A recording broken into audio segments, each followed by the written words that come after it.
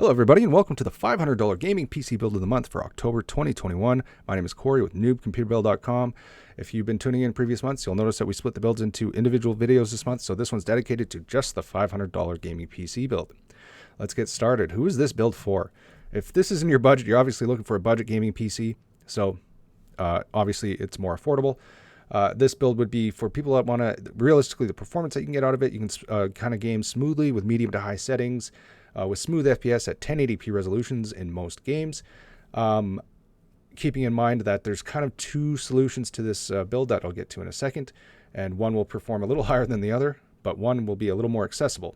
And the reason it's a little more accessible is it includes integrated graphics into the CPU, so you do not need to get a graphics card right away, which is great. You can just buy the build as it is and get up in gaming, and then buy a graphics card when either they come available to you or you can find one for a decent price.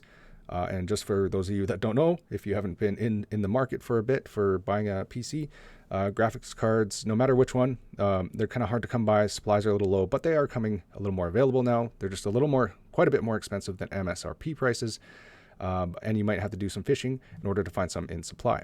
But let's get started. So the CPU we have for this one is the AMD Ryzen 5 3400G. This is an integrated graphics CPU, so it includes Radeon RX graphics built into it. You do not need a graphics card to get up and running, but you could add one later to increase your performance. This CPU currently comes in at $289.95.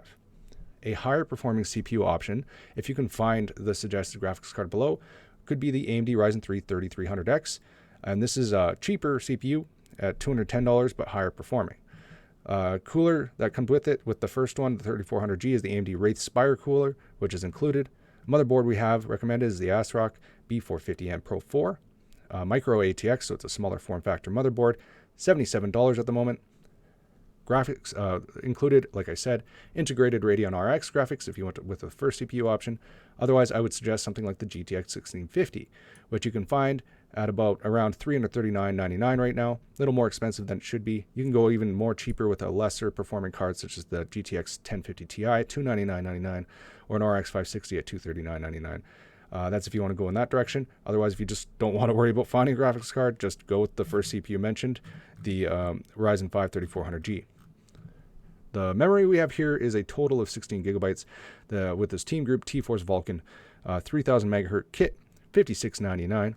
Storage we have is 240 gigabyte PNY SATA SSD, $29.99. Power supply, Thermaltake Smart 500 watt power supply, $39.99. And then the case is this Deep Cool Matrix 50 case, mid-tower case, $49.99. And this build, if you go with the Ryzen 5 3400G, comes out to a swift $544 at the moment, which is quite affordable.